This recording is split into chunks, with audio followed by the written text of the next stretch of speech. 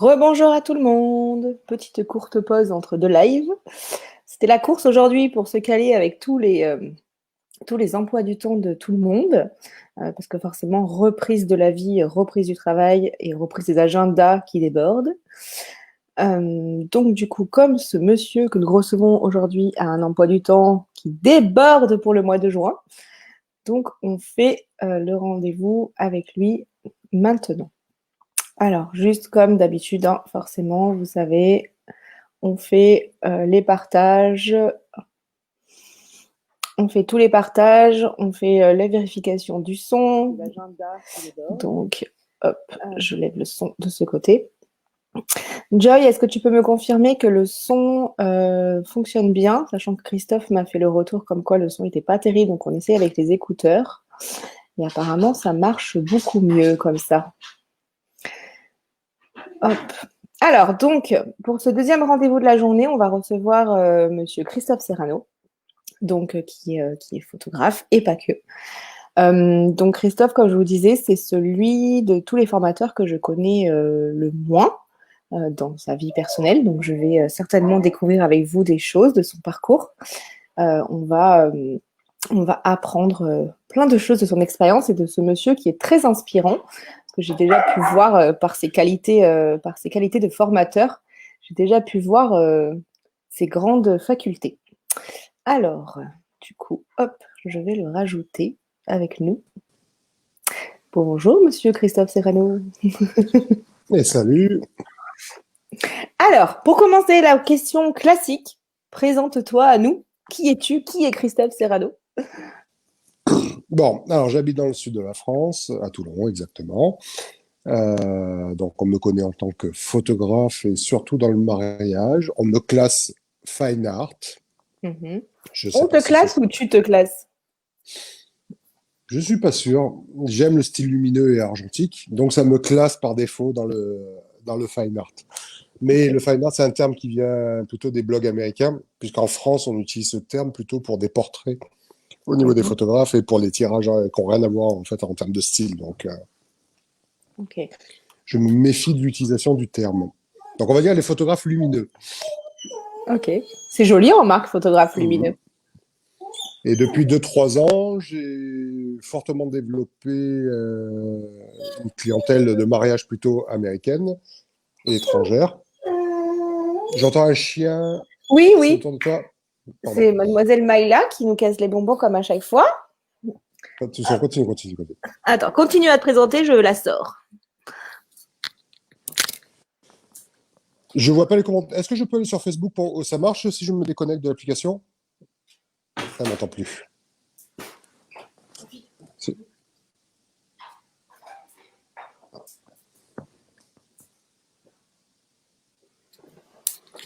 Pardon Emmanuel. Est-ce que si je vais sur Facebook, ça continue à fonctionner? Oui, oui, oui, t'inquiète, ça fonctionne, Parce ça que comme fonctionne. ça, je vois les commentaires et Ah, je vais te les dire. Alors, pour l'instant, les gens se connectent, mais si tu te connectes sur Facebook, forcément, tu verras en même temps les commentaires. Mais quand il y en a, s'il y a des questions, c'est plus simple si tu veux que je te les dise directement moi.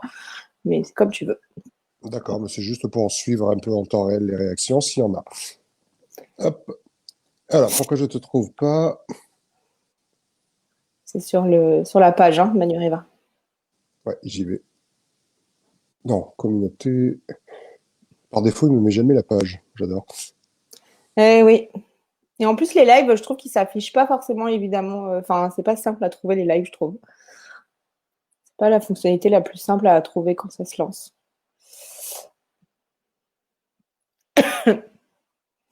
Du coup, là, on te voit plus, hein. Hop, je me remets. Ok, alors, oui, donc, photographe de mariage, essentiellement sur la clientèle de plus en plus étrangère et classée fine art. J'ai profité du confinement pour me remettre à la mode aussi. Mhm. Et la C'est-à-dire? mode, c'est-à-dire que tous les éditoriaux et tous ces blogs et ces comptes Instagram et toute cette communication qu'on voit aujourd'hui pour des marques modernes comme Ouais. Bershka, Zadig et Voltaire, Zara, etc. Et tout ce qu'on voit dans les magazines comme Numéro, Vogue, et tous les codes des éditoriaux qu'on trouve dans le monde de la mode, Mhm. en fait, il y a des stylistes, il y a des habitudes, il y a des manières de présenter ça au blog, au compte Instagram, au magazine. Et on retrouve en fait un peu la même chose qu'on retrouve dans l'éditorial en mariage haut de gamme. D'accord. C'est-à-dire qu'on a toute cette complexité de connaître en fait les attentes des uns des autres.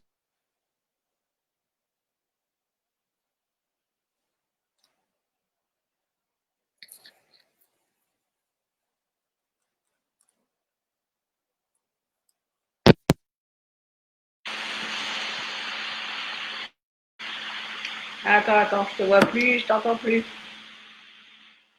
On a perdu Christophe. Où est-il? Me revoilà, me Ah, revoilà. on avait perdu. Donc aujourd'hui, j'ai trois activités. J'ai la formation, sur laquelle tu me fais intervenir pour toi bientôt, où je forme énormément de photographes tous les ans. Vous Mhm. m'entendez bien là ou pas? Ouais, j'entendais un bruit. J'ai la Oui, mode oui. et le mariage. Et après, je donne un peu des cours de commerce et des cours à côté dans des écoles privées. Ok. Donc, tu as plusieurs activités. Est-ce qu'il y en a une qui domine ou est-ce que c'est toutes à égalité? 50-50 entre la formation et la photo, on va dire. Ok. Est-ce qu'il y en a une que tu préfères? Euh, on va dire que quand j'ai l'appareil dans la main et que je suis en train de photographier, Ouais. c'est-à-dire quand je suis sur le terrain, je vois pas les heures passer. Je peux travailler 15 heures d'affilée sans que ça me saoule jamais, en fait. Ok. Donc, du coup, ça fait combien de temps que tu es chef d'entreprise? Ça doit faire 8-9 ans, Ouais. mais j'étais en double activité. Avant, j'étais cadre commercial. Oui. J'étais plutôt technique. Je viens du monde de l'électronique et de l'électricité. D'accord. Et j'étais responsable de région, c'est-à-dire que je travaillais pour une marque comme les marques comme Philips, Legrand, vous voyez, les grosses marques d'électricité. Ouais. Et j'avais des distributeurs, donc des revendeurs, des grossistes en électricité qui travaillaient avec des artisans électriciens, etc., en gestion. Donc, j'avais une centaine de points de vente à travers toute la Provence-Alpes-Côte d'Azur. Et j'avais des électriciens directs et des gros groupes comme Engie, comme Eiffage, etc. Et je travaillais ce qu'on appelait les grands comptes. Par exemple, quand l'hôpital de Marseille est rénové et qu'on change tous les éclairages de l'hôpital Mhm. et tous les pavés LED qu'on voit dans les couloirs, etc., ben, j'étais sur ce genre de marché, en fait. D'accord. Ce qui fait que j'avais ce métier que je faisais en télétravail et la photo que je faisais à côté. Oui, tu arrivais à organiser les deux sans vraiment C'est te poser ça. de difficultés, quoi. Et la dernière année, je sentais que je travaillais mal dans mon métier Mhm. Dans lequel? et dans le métier principal de cadre commercial que j'étais. D'accord. Et en même temps, j'étais frustré de. Je marchais bien en photo, je faisais ma saison de mariage et autres, mais je sentais que je pouvais pas aller plus loin parce que j'avais pas le temps. Ouais, ça te limitait Et quand même. puis, C'est vraiment. et puis j'ai voulu m'occuper de mes enfants et je suis un papa en garde alternée, une Mm. semaine, depuis qu'ils ont l'âge de 6 ans, donc il faut faire à manger, les devoirs, les faire tourner les machines, enfin, etc. Et Bien je l'ai sûr. bien voulu. Mhm. Et donc tout ça cumulé, c'est compliqué. Et en fait, j'avoue que là, maintenant que j'ai des pré-ados, qui sont un peu plus autonomes, Ouais. J'ai fait le, j'ai fait depuis presque 2 ans maintenant le split de passer à temps plein vraiment sur la photo. Ok. Avec la contrainte de l'exigence que je voulais bien gagner ma vie parce que je gagnais très bien ma vie avant Eh et oui. qu'avec la double activité, je gagnais carrément bien ma vie Eh ouais, forcément. et qu'il était hors de question pour moi de redescendre à un SMIC ou un truc. Mm, mm. Donc Ok. Bon. ça met des contraintes et ça met des obligations, quoi. Tout à fait. Ça met une rigueur obligatoire aussi, quoi. Mm, c'est sûr, ouais. Ok. Qu'est-ce qui te plaît le plus dans l'entrepreneuriat? Ah, je vais prendre ta question à l'envers. Il y a des choses qu'on sait faire naturellement que les gens nous encensent et qui sont pas forcément un hobby. Alors là, dans mon cas, la photo était un hobby, d'accord, mais on est parfois naturellement à l'aise avec, par exemple, moi j'ai toujours été à l'aise avec tout ce qui était électronique et tout ce qui était artistique. Donc utiliser un Photoshop ou faire fonctionner un appareil électronique, c'était naturel pour moi. Donc utiliser un appareil photo, c'était naturel, Oui. d'accord? Et c'est comme ça que je suis venu, en fait, c'est par les émotions. C'est parce que j'aurais pu faire de la photo en hobby, mais ne pas vouloir en faire un métier. ne pas pouvoir travailler là-dedans. Et aujourd'hui, j'ai la chance de faire le métier que j'aime dans le sens où il m'est naturel. Ça vient d'une émotion, du fait que je peux faire ça pendant des heures sans que jamais ça me saoule ou sans que. Voilà. Après, l'entrepreneuriat, d'être à son compte, c'est à la fois un gros stress et à la fois un sacré challenge. Et ça oblige de l'autonomie, ça oblige, il y a des jours où on se pose des questions, on se dit est-ce que je fais assez ou pas. Et à l'inverse, il y a des moments où on dit ah, c'est le pied, C'est jamais je ça. reviens en arrière. C'est un peu l'ascenseur émotionnel, quoi. C'est les montagnes russes tout le temps, l'entrepreneuriat. Ben c'est ça, je fais, j'ai des périodes, j'ai rentré des fois 800 € dans le mois. Et le mois d'après, je vais rentrer genre 30 000 €. C'est n'importe quoi. Tu vois. Donc en gestion, ça demande, euh, ça demande un certain self-control. C'est clair. Et du coup, la question à l'envers, c'est qu'est-ce que tu aimes le moins? Euh, Devoir chercher des clients. Hmm. En fait, j'ai passé Pour ma le vie grand à être, commercial que tu es, parce que tu es quand même un en très fait, bon j'ai passé commercial. ma vie à être cadre commercial. Ouais. Donc toutes les techniques de vente, les trucs à la caméra, les méthodes de négociation, d'argumentation et tout, je peux en donner des cours. Mais je déteste faire ça. Ok. En fait, je suis quelqu'un qui, euh, comme peut-être trop gentil, trop con, je sais pas. C'est vrai que tu es un grand gentil, c'est vrai. Mais tu vois ce que je veux dire, c'est que quand j'ai un client, etc., ce que je cherche, c'est à répondre à son besoin, à faire quelque chose pour lui. Je le fais pas en visant l'argent au départ ou autre. Donc, moi, l'aspect vente, de devoir prospecter et tout, me saoule. Donc, en fait, je préfère produire, faire des choses qui m'éclatent, et le business vient à moi, en fait, parce que je montre.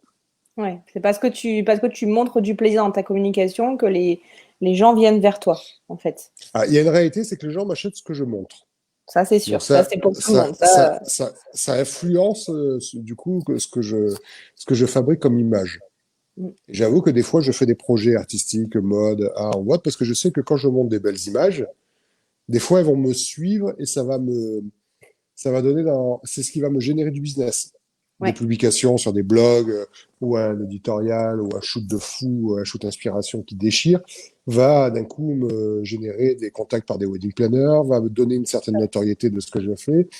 Et j'avoue que là, par exemple, bientôt, j'ai des projets, et que dans les équipes, j'ai la patronne d'un blog, Mm, j'ai une fleuriste allemande, je commence à avoir une équipe internationale en ouais. fait. J'ai des gens qui viennent de l'extérieur, on parle d'aller en Italie, on parle d'aller, ce que je n'avais pas accès il y a encore quelques années en arrière. Ok. Et du coup, euh, on va rentrer dans les questions un peu plus. Donc tu m'as dit que la photographie, c'était ce que tu t'éclatais le plus, en fait, dans ton activité. Et quelles sont finalement les difficultés que tu rencontres au quotidien dans ta vie de chef d'entreprise?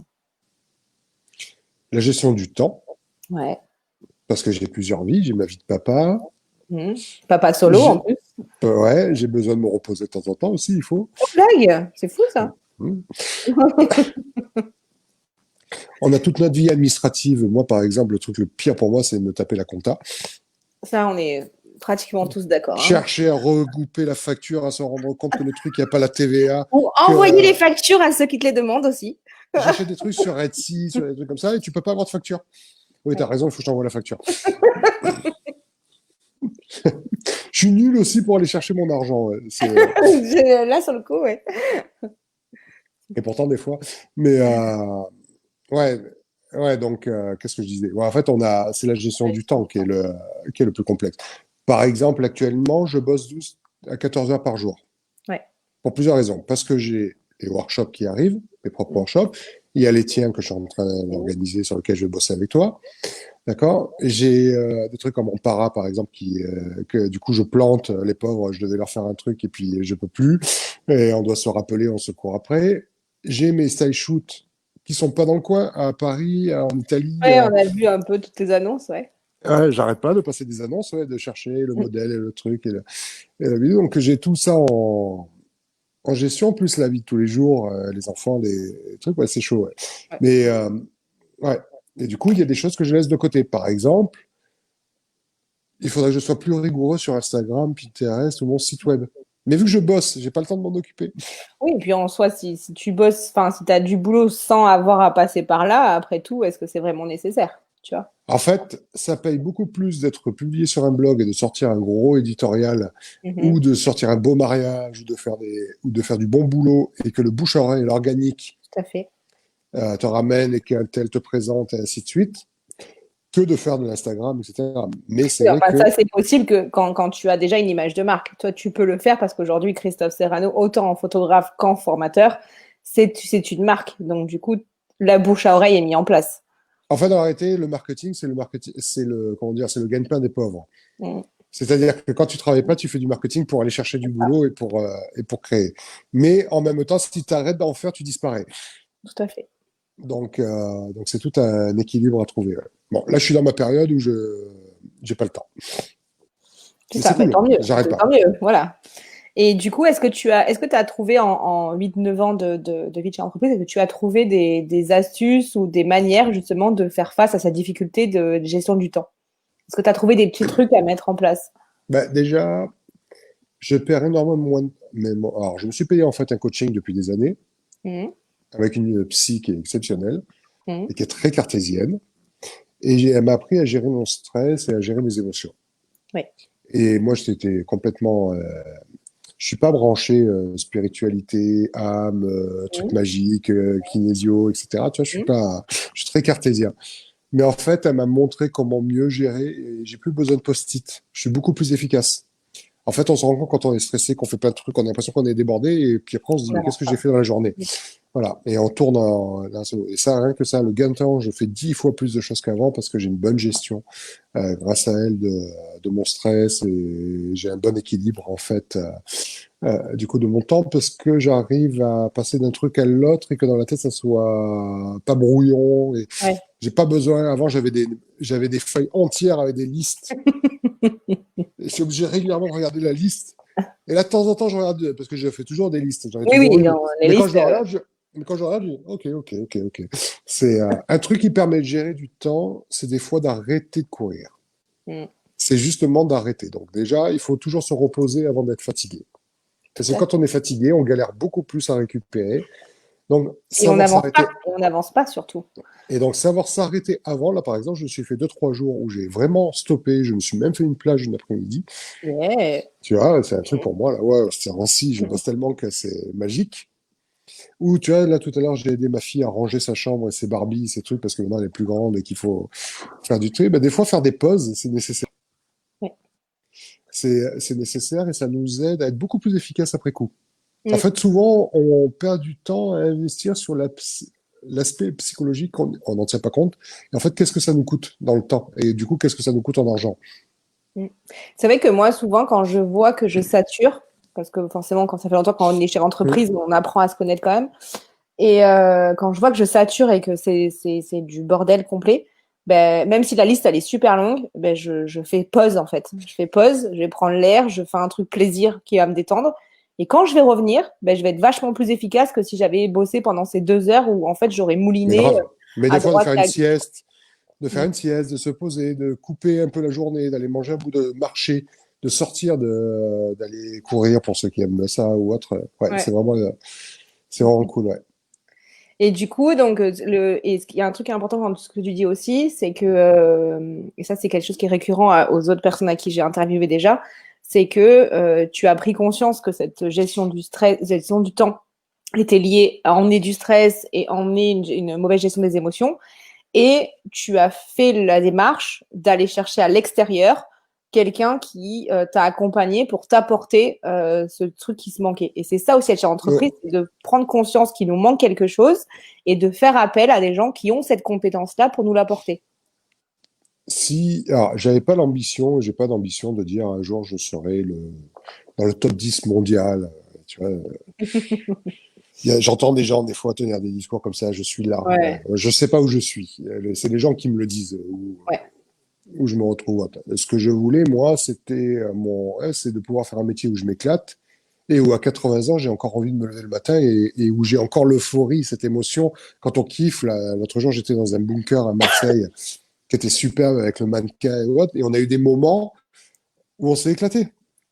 Et tu sais, Mmh. c'est ce moment euphorique où tu sens que tu es au bon endroit et tu Ouais, ouais. t'éclates dans ce que tu fais, c'est trop bien. Et Mmh. moi, je veux vivre ça jusqu'à ma mort. De toute façon, on n'aura pas de retraite. De toute Donc manière. je pré- Heu, tu étudies de 0 à 24, on va dire, si tu as fait un peu des études, ou de 0 à 20. À partir de 60 ans, on va dire que tu pars, plus 60, 65 ans, tu pars en retraite et après tu meurs. mmh. Donc, c'est-à-dire que 40 ans de ta vie, le gros de ta vie, où tu es conscient, où tu as un peu d'argent, où tu peux faire des trucs et tout, tu passes ta vie au travail. Et plus qu'avec ta femme ou avec tes gosses, Tout à si fait. tu comptes vraiment les heures. Oui. Donc, autant s'éclater, quoi. Autant que ça soit un truc où. Donc, moi, je veux m'éclater. Bien sûr, je veux de l'argent puisque j'en ai besoin pour vivre et pour avoir un certain confort de vie, mais au départ, c'est du plaisir, ouais. C'est du plaisir. Et donc, pour répondre à ta question, pardon, parce que j'ai dérivé, il y a des comportements qui sont inconscients. À partir du moment où tu n'en as pas conscience, c'est mathématique, tu ne peux pas te les corriger puisque tu n'es pas conscient. Et je n'ai pas la prétention de dire que je suis conscient de tout, je suis un être omniscient qui saurait tout sur Mmh. moi-même. Et quand tu tombes sur des professionnels, mais des vrais, des gens qui ont fait des études là-dedans et qui ont une vraie sensibilité et qui n'ont pas fait de la psy parce qu'ils avaient un problème à régler pour eux-mêmes, Tout à fait. pardon, de la critique, elle était gratuite, mais elle est courante. Mais Mais quand oui, tu oui. tombes sur des gens pros, vraiment, qui font ça de manière cartésienne, et de manière mathématique, Mmh. en fait, ils sont capables de te faire toucher du doigt des comportements inconscients, des blocages, des choses que je n'avais pas. Et en fait, j'ai découvert ça par hasard, au départ, pas du tout pour ça. Et voilà, j'ai trouvé ça magique et du coup, je suis rentré là-dedans, quoi. Pour quelqu'un qui dit ne pas avoir d'éveil de spiritualité, tu as un discours très éveillé quand même, hein, je tiens à le dire. Le métier de photographe, c'est un métier, bon, moi, comme je disais avec Priscilla tout à l'heure, je ne suis pas photographe, mais j'ai autour de moi beaucoup d'amis qui le sont, des prestataires d'images. Mhm. Voilà, je suis fascinée par votre travail. Donc, je vois votre évolution hein, depuis de nombreuses années. Donc, c'est un métier qui a beaucoup évolué, qui s'est beaucoup démocratisé, qui s'est aussi beaucoup professionnalisé, aussi grâce aux formations.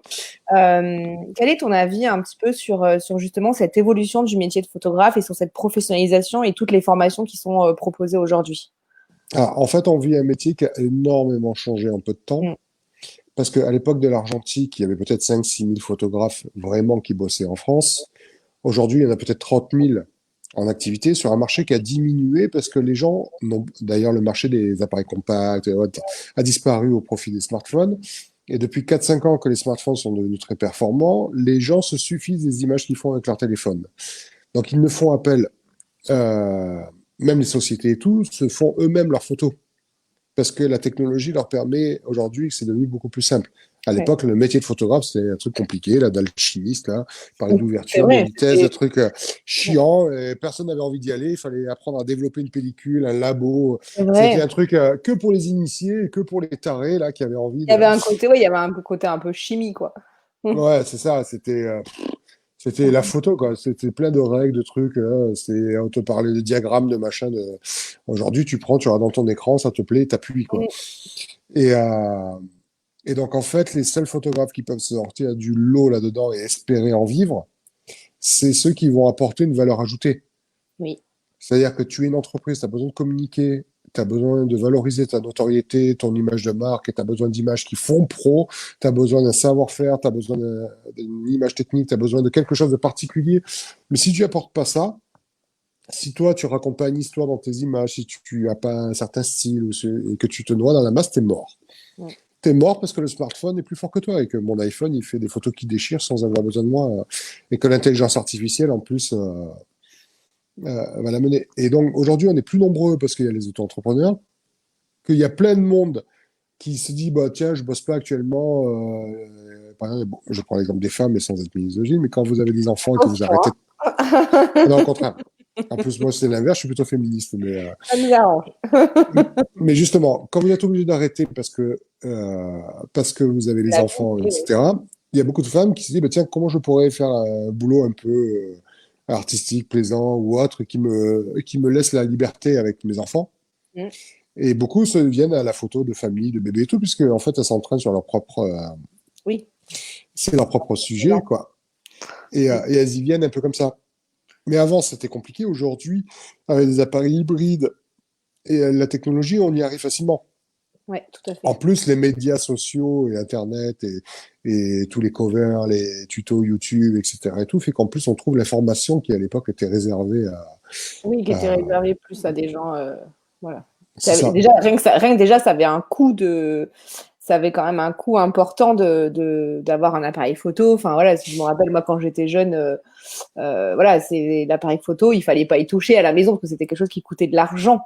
Oui, Euh, puis c'était quelque chose de complexe, un peu magique. On parlait d'ouverture de vitesse et des boutons, quoi, avec des termes AF, AFC, AFS, profondeur focale, profondeur de champ. Tu vois, il y avait un vocabulaire en plus qui est autour de ça qui était comme un alchimique, quoi, dans le sens un peu inaccessible, un peu ésotérique, quoi. Et en fait, c'est pas.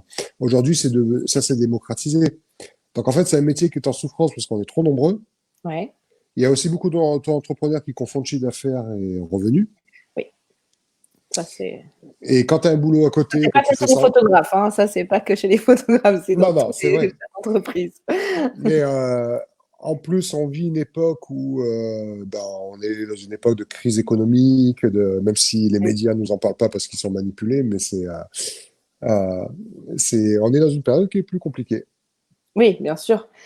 Mais Et il y a du des gens qui y arrivent et, et en fait, c'est intéressant par contre de s'inspirer. On a une grande chance par contre en contrepartie, c'est que les gens communiquent. En tout cas, si on prend le modèle américain, par exemple, les meilleurs, les grands acteurs, les grands musiciens, tous font des masterclass et des formations et transmettent le savoir.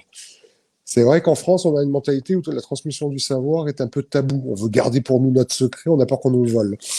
ouais. Même si dans votre métier à vous, moi je sais que je suis toujours euh, très inspirée par le côté photographe parce que vous avez quand même énormément de formations à votre disposition. Vous avez énormément euh, de formations avec des types différents, sur plein de choses différentes en fait. C'est pas que la pratique de la photo. Vous avez aussi pas mal de formations sur la partie commerciale, sur la partie marketing, sur la partie positionnement. Enfin, vous avez quand même beaucoup de formations mises à votre disposition Mais dans la c'est photographie. vrai, et ça s'est accéléré il y a 3 4 ans. Ouais, ouais, Avant, ça existait auprès de ce que l'ancien GNPP ou la FFPMI.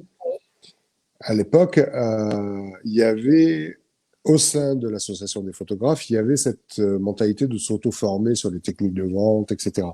Mais c'était très réservé en milieu fermé. Alors qu'aujourd'hui, effectivement, c'est ouvert plus au grand public. tout à fait. Et du coup, alors, je reprends ma liste de questions. Est-ce que tu aurais un conseil à donner à un jeune entrepreneur, même s'il n'est pas photographe, mais en tout cas un jeune entrepreneur qui veut se lancer? Alors bon, là, c'est pas le moment parfait pour se lancer, hein, on est bien d'accord. Mais s'il compte se lancer, voilà, s'il s'est lancé avant le confinement ou s'il se lance dans les mois qui viennent, est-ce que tu aurais des conseils à lui donner sur sa toute jeune vie d'entrepreneur? Oui, c'est d'abord de savoir où il veut aller. Et si c'est pas vraiment, de se dire, bah, tiens, ça pourrait me plaire ou pas, de se mettre des objectifs. Euh, Vise les étoiles et tu atteindras la lune. Même si tu les atteins pas, les étoiles, au moins tu auras avancé. Mm. D'accord? Donc, c'est important. Le deuxième point, c'est de faire, de faire aussi à l'inverse, c'est-à-dire combien je veux gagner, qu'est-ce qu'il me faut. Ouais, OK? très important Et ça de le voir comme ouais, ça. donc de regarder ça et de faire des choix en fonction de ce qu'il aime. Parce que quand on fait quelque chose qu'on aime, plutôt que... Des fois, on va se dire, je vais faire un choix pour le financier. Comme par exemple, je vais commencer à faire du volume et je vais faire, je dis n'importe quoi, qu'est-ce que je pourrais dire?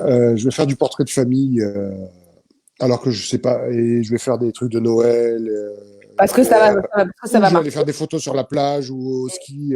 Je vais faire du photographe filmeur, ce qu'on appelle, parce que ça rapporte vite et que je chope plein de petits contrats et que je génère du chiffre d'affaires tous les jours. Alors que j'aime pas faire ça et que ça me saoule. Moi, ce que j'aimerais, c'est faire que de l'art. Mm. D'accord? Mais vendre des tableaux à 25 000 euros photo, comme un peintre, il faut monter en notoriété, il faut, etc. Eh ben, c'est Peter Knapp qui était c'est un photographe de mode qui est encore en vie d'ailleurs, qui a été aussi, qui est considéré comme un artiste Mm. et qui a été directeur des Beaux-Arts, c'est quelqu'un d'important qui me disait à Venise, Un peintre va faire un premier tableau, ça va fonctionner, il a une galerie, et puis la galerie va lui passer plein de commandes. Ouais. Et il va s'enfermer dans un cycle là-dedans où il peut plus bouger. Alors qu'il y a ceux qui vont dire, eh ben non, je continue à faire mes trucs qui m'éclatent. Et en fait, lui il va s'arrêter à son premier succès, alors que les autres, eh ben, ils vont accepter d'être plus pauvres, mais finalement, ils vont monter plus haut à la fin. Parce qu'ils vont continuer à avancer, ils vont pas s'arrêter à la première marche qu'ils auront franchie qui fonctionne. C'est souvent le piège de l'entrepreneur, c'est qu'on s'enferme dans de l'alimentaire, Oui. et après, on peut plus en sortir, et on est verrouillé, et on n'arrive plus à en monter et la difficulté au début, c'est d'accepter d'être pauvre, dans le sens où on accepte de faire des choix, des fois, qui sont moins rémunérateurs, mais parce que on veut garder son objectif. Mais si on fait ce qu'on aime, Il faut connaître son objectif. C'est très important de se fixer un objectif. ouais, de sentir ce qu'on préfère ou pas et dans quoi on se sent à l'aise. Parce qu'en fait, dans ce qu'on aime, on est capable d'y passer des heures. Mm. Moi, je peux travailler 14 heures d'affilée. J'ai fait des shoots mode là dernièrement, du catalogue pour des bijoux. Je suis sur des éditoriaux mariage. On décide de la déco, du machin. Je m'adapte, on va vite, la modèle, la lumière, le truc, bim, bim, ça bouge. Ben, ça me saoule pas. Et je suis en Ouais. permanence comme un gosse qui se remettra en question comme un enfant, tu vois, alors que j'aurais pu avoir le sentiment d'avoir fait le tour. Eh ben non, c'est toujours un éternel recommencement. Donc je sais que je suis à la bonne place quand je fais ça. Ok. Ok. Alors que si j'étais sur un truc plus administratif, où je vendrais des albums, des tirages papier, tu sais, une espèce de commerce de proximité. Il y a des gens qui le font très bien et qui s'éclatent. Moi, ça me saoule. Et moi, je traîne la patte là-dessus, là, quand il faut faire ça. Oui, c'est pas là que ça t'éclate le plus, quoi. Non, j'ai des potes qui vendent des tirages, qui font de l'événementiel et qui vendent des photos à la sortie après, tu Oui, sais, lors d'une soirée, ou qui vendent des albums, qui ont des techniques de vente et tout. Je déteste ça, moi, je suis pas à l'aise avec ça, ça me saoule. ça leur va, si ça leur convient à eux et que s'ils s'éclatent Voilà. là-dedans, que c'est pas, voilà, que c'est un choix qui leur plaît, oui. Oui, mais Non, tu vois, j'aurais pu avoir un labo photo local de quartier, faire ouais. de la photo d'identité, de portraits de famille, etc. Et faire mon business en leur vendant, en leur collant des tirages plus chers, des albums, comme se font certains. Et c'est pas péjoratif, il y en a qui le font super bien. Ben moi, ça, je sais qu'à l'inverse, je meurs si je fais ça. C'est important, voilà, de prendre le temps de se connaître, en fait, de se poser Ouais, les bonnes questions et de bien mesurer, en fait, qu'est-ce qu'on n'aime pas. il paraît Et que Platon disait que sur le temple de Delphes, il était écrit connais-toi toi-même et tu connaîtras la terre et les dieux. Enfin, c'est à peu près ça la phrase ou un truc comme ça. mais c'est ça, mais c'est vraiment ça de toute façon. Et en plus, en tant que chef d'entreprise, on a besoin de connaître nos forces, nos faiblesses, nos qualités, nos défauts et nos aspirations et les choses qui nous agacent. C'est important pour pouvoir tenir aussi dans la distance, quoi. Et puis on n'a pas envie de galérer. Oui, C'est alors pas ça cool va. de galérer. On est Je suis pas d'accord, sûre qu'en c'est tant que chef d'entreprise, on n'accepte pas aussi un peu de galérer quand même, hein. si, on le fait, mais quand tu le fais parce que tu aimes. Si tu fais, c'est vraiment les galères qu'on peut avoir quand tu es chef d'entreprise. Quand tu es chef d'entreprise en France, t'as pas de sécu. Non. Quand tu es malade, la sécu te dit que on t'enlève 71% de tes trucs, tu es obligé de te payer une complémentaire à côté. T'as pas le droit d'être malade.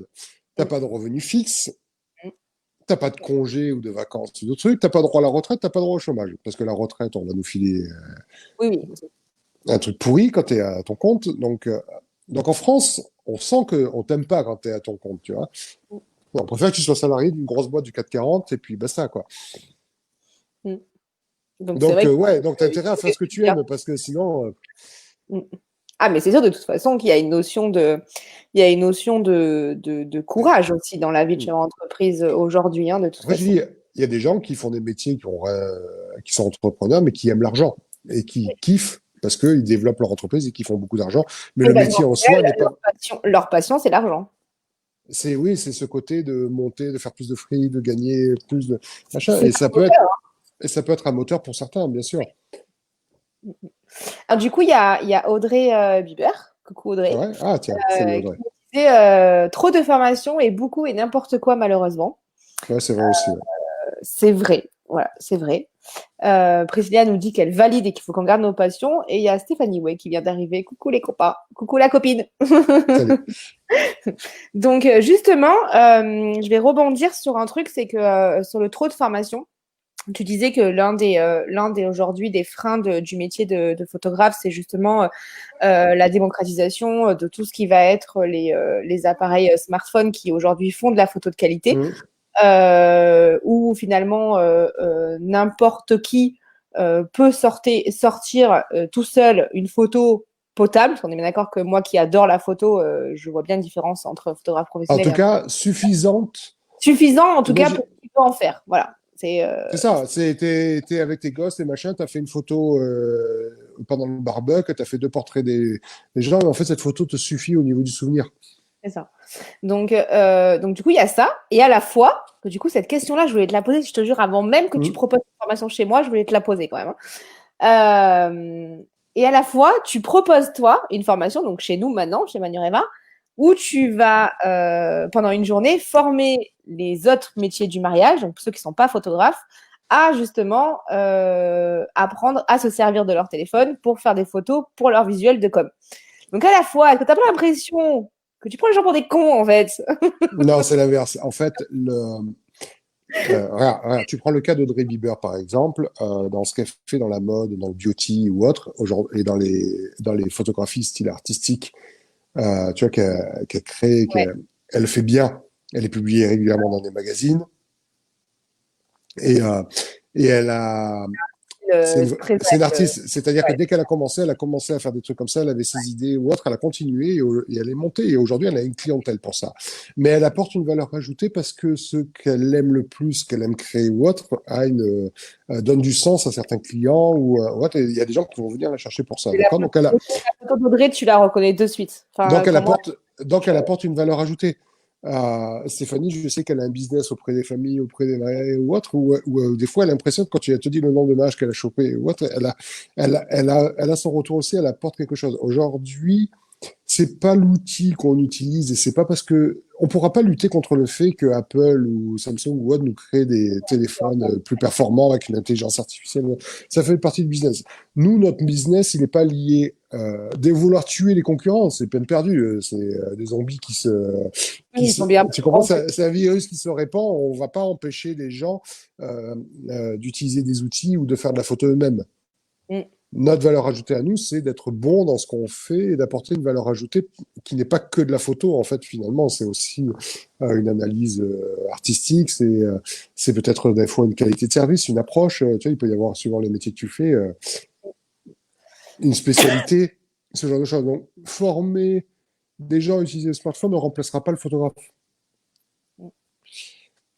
Donc, je trouve pas ça déconnant. Alors, je vais parce que cette question-là, c'est quelque chose on me l'a dit, en fait, hein. C'est quelque chose Hmm. que ça a été un retour en disant, ah, mais Christophe, du coup, il va former les autres prestataires à se passer de nous, Mais à se non, passer ça remplacera jamais un travail de qualité. On va pas faire un éditorial dans un magazine avec le smartphone.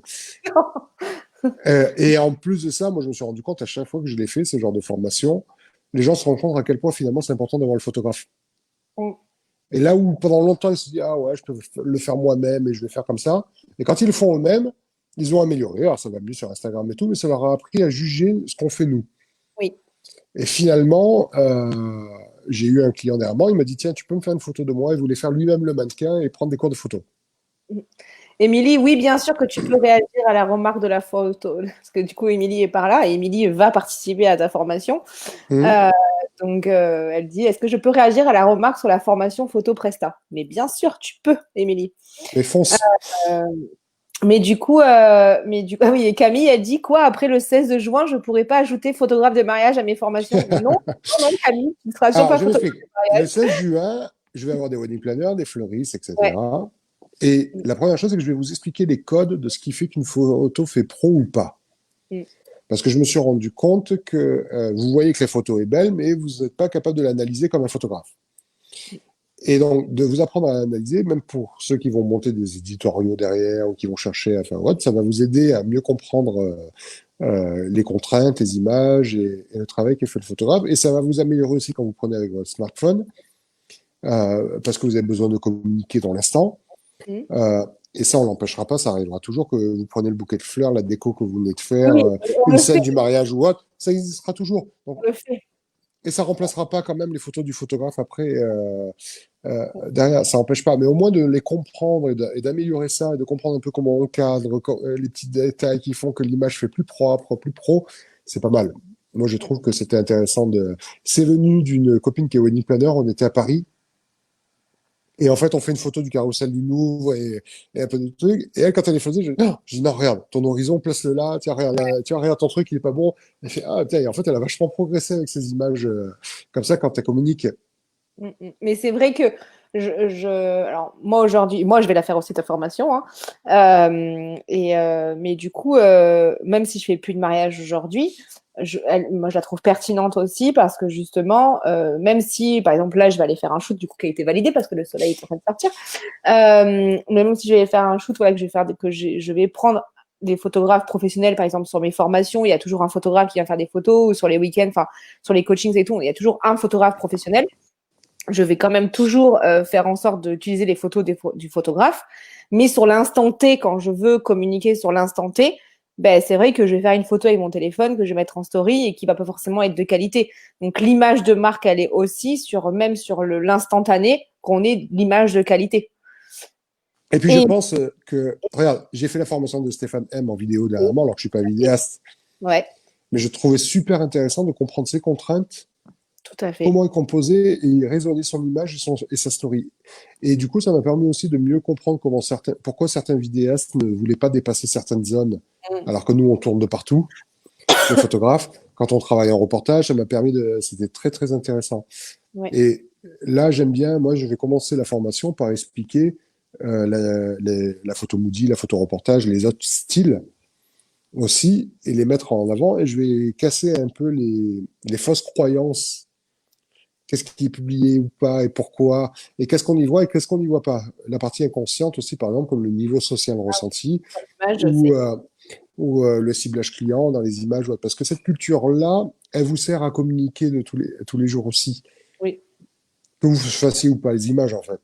Oui, oui, enfin, le message. Moi, je sais qu'en coaching, quand je fais le coaching d'accompagnement d'audit sur une entreprise, quand je leur fais la lecture du message inconscient qui est derrière l'image qu'ils ont Mhm. choisi de mettre en couverture sur le site, ils disent, ah bon? Bah oui, en fait, quand je vois cette image-là, ça me renvoie ça comme message. Est-ce que c'est vraiment le message que tu veux renvoyer ton entreprise? Et du coup, souvent, ah ben non, en fait. Tu vois, Voilà, c'est le photographe, quand il est censé réaliser pour quelqu'un les codes d'une image, en correspondant à son image de marque, à sa cible, etc., nous, on va analyser que la lumière était sur le côté, que le fond il était épuré, etc. Mais en fait, de vous donner juste d'apprendre un peu l'alphabet, de savoir les lire, de regarder certains trucs, certains détails, ça va vous faire ah ouais, j'ai jamais fait gaffe. Et, euh, et en fait, ça va vous aider à mieux comprendre même ce que vous faites dans vos décos, euh, ouais, parce oui, que je vais vous donner cette analyse-là. l'œil artistique aussi, du coup. Oui, mais en fait, vous avez la sensibilité, vous trouvez ça beau ou pas, vous l'avez souvent l'œil artistique, suivant votre sensibilité artistique. Mais par contre, de rendre conscient certains détails, et de manière, tiens, dans les photographes reporters, ils ont toujours un grand angle, ils sont un peu comme ça, là, tu sais, très près et un peu en dessous des gens, avec les rires, on voit un peu, tu sais, cette espèce d'ouverture. Ça nous Ouais. donne cette ambiance qu'on aurait dans un film où le mec, il est avec la caméra au cœur de l'action. D'accord? Ça donne un certain sentiment. Dans le fine art, à l'inverse, on est tous au 50 mm avec des images très droites, très carrées, très éditoriales, très pures, et donc, en fait, par exemple, on déteste que les lignes soient penchées ou que ça fasse, tu sais, des effets de déformation à cause donc, on fait très, très attention à ça. Et si, par exemple, là, tu as l'étagère, la porte qui sont derrière moi, ça fait des taches noires dans mon fond, et ben, j'aurais tendance à bouger légèrement pour avoir un fond épuré quand je vais prendre ma photo pour que D'accord. sur mon mur Instagram et tout, ça soit plus propre. Ben, j'ai deux approches différentes qui sont pourtant de la photo, Mmh. mais Mais juste la de le lecture n'est pas la même. comprendre, de consciemment de ces petits codes-là, ça aide à mieux comprendre aussi comment vous allez communiquer, ce que vous voulez montrer, peut-être mieux choisir vos images aussi, parce qu'on parlera forcément dans la formation d'Instagram beaucoup et de la communication de Pinterest et de la communication par l'image. Émilie nous dit d'ailleurs que pour elle, cette formation est indispensable parce que les prestataires ont besoin d'images et ça, c'est clair et net que Mhm. quel que soit le métier que vous faites aujourd'hui, dans les mariages encore plus, mais quelle que soit l'activité, on vend grâce aux images et ce qu'on montre, on vend ce que l'on montre. Donc l'image est indispensable en support de communication et qu'elle dit que malheureusement, on n'a pas toujours le retour des photographes suite à une prestation. C'est pas tous les C'est vrai. photographes, c'est vrai que c'est pas tous les photographes qui, une fois le mariage fini, vont avoir le réflexe C'est Émilie Alarcon qui d'envoyer parle. oui, c'est Emilie Alarcon. Je Qui, te dois des photos, Émilie, que j'ai toujours pas traitées. Du coup, Émilie, Il voilà. y a un workshop où j'ai pratiquement pas fait de photos, c'est que les élèves qui ont publié, donc je sais que les prestats ont récupéré. Mais Ouais. j'ai tellement fait peu de photos que j'étais rentré en saison de mariage, c'était celui de mai 2019, et en fait, l'autre jour, je regardais mes dossiers, j'ai dit, ah, mais celui-là, je m'en suis pas occupé. Ah oui, Et tu l'as même pas travaillé. Enfin, tu l'as même pas. non, ça craint parce qu'en plus, j'ai des super trucs et je me rappelle de photos que j'ai fait du travail d'Émilie en plus. Donc, Émilie, je m'excuse, ça fait 100 ans que je le vois ce dossier, je l'ai même mis de côté. Je suis là, je vais m'y attaquer bientôt. Là. Alors, effectivement, je disais, quand j'ai commencé, je disais que t'es celui que je connais le moins dans mes formateurs, mais par contre, j'avais bien capté que il faut te redemander plusieurs fois les choses. Ah, Mais tu es débordé. Donc, Émilie rajoutait, c'était pas visé. Je pense qu'il avait compris que je c'était pas sais. visé, mais c'était du coup, voilà. Mais c'est vrai, je me suis retrouvée des situations où j'ai des photographes qui, en soi, dès que le mariage est livré aux mariés, ils vont penser à nous envoyer le petit lien de la galerie pour qu'on puisse récupérer les images. Et c'est vrai qu'il y en a d'autres où, malheureusement, soit parce qu'ils y pensent pas, soit parce que c'est pas leur façon de communiquer, de partager leurs images. Qui fait que c'est vrai que des fois, c'est un peu frustrant quand on a fait un super beau mariage, qu'on sait qu'on a eu un super truc qui serait super intéressant pour notre communication et qu'on n'arrive pas à récupérer les images, quoi. C'est Moi, hyper. j'essaie. J'essaie de prendre même pendant les mariages, je demande au DJ, au traiteur, au machin, je prends les emails. Même le prêtre, des fois, il me file son email. Regarde, moi, en tant que wedding planner, quand tu as une wedding planner, tu as le contact de tous les prestats présents. Donc, du coup, tu n'as Mm. plus qu'à envoyer derrière, tu vois. Non, Donc, mais quand tu montes en niveau et en gamme et que tu as des wedding oui. planners, oui, mais par contre, tous les wedding planners vont pas fond. Ont, comme nous, certains photographes, la flemme de renvoyer à tout le monde. Oui, mais moi, souvent, les photographes, ce que je leur disais, vous m'envoyez à moi le lien et après, c'est moi qui le partage à l'équipe, en fait. Mm. C'est le plus simple, quoi. Mais c'est vrai que pas tout le monde le fait et c'est vrai que c'est hyper frustrant aussi. Donc, le fait de venir se former à ce jour-là, évidemment, comme tu dis, ça va pas remplacer des photos. Et c'est tout ça, en fait. C'est de pas remplacer, c'est de casser cette croyance-là. On remplace pas les photos du photographe du mariage qui forcément seront toujours de meilleure qualité que les nôtres, mais Pas ça nous forcément. permet d'avoir. Je suis pas une mauvaise sur de ça. Mais... Ouais, mais voilà, bon, bah, tiens, dis donc, hein, tu piques aujourd'hui, toi. Mais en tout cas, la majorité des cas, si les mariés ont bon goût, ils ont choisi un photographe qui fera des très belles photos.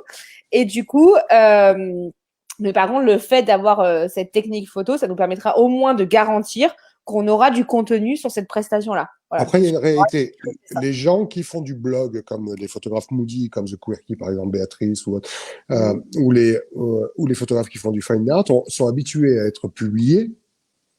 Et donc, on a l'habitude de faire du storytelling, c'est-à-dire Ouais. qu'on prend beaucoup de photos de détails, de déco et tout, parce qu'on sait que les blogs les attendent et qu'en plus, c'est devenu même un plaisir. Moi, je sais que je me régale à faire autant les photos du lieu, de l'ambiance, des décos, et,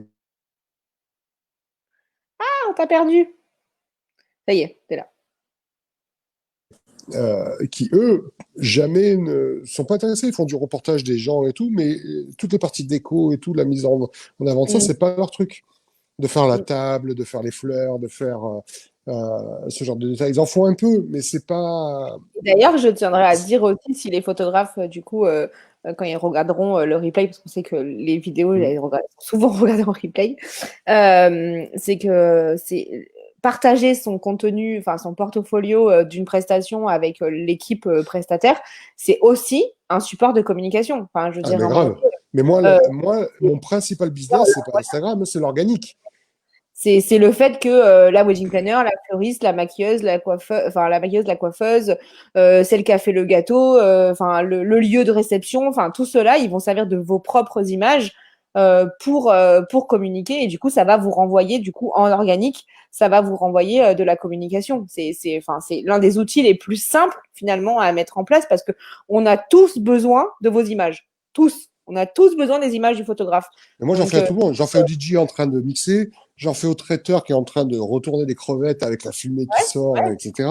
Mais j'ai des traiteurs comme Morgane qui a utilisé pas mal de mes images sur son site. J'ai Bilange qui a sa photo de couverture qu'il a récupérée d'un de mes mariages. J'ai, c'est ça, en fait, c'est etc. que sur le photographe qui va partager son portfolio d'une prestation sur un mariage, enfin d'un mariage, il va pouvoir juste en partageant ses images avec l'équipe, facilement avoir enfin, ces images qui sont transposées sur 20 ou 30 pages et réseaux différents et sites internet. Donc, c'est Complètement. énorme.